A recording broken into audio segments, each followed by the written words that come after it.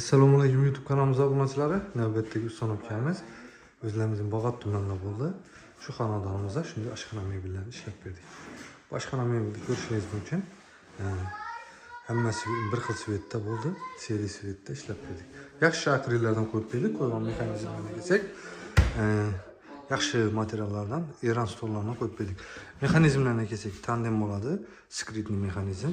Ichlari ham o'zining materialdan bo'ladi. 30-40 kilogagacha gazlantirib ishlatib taxlab berdik. O'tishlarni, telarni, podsvetkalarni qo'yib, mo'ykalarni ishlab, suvlarni taxlab berdik. Ko'rishingiz mumkin. Mebelimiz kulchatorlarni qo'yib, balandki qismlarida shu shirkalar bo'ladi.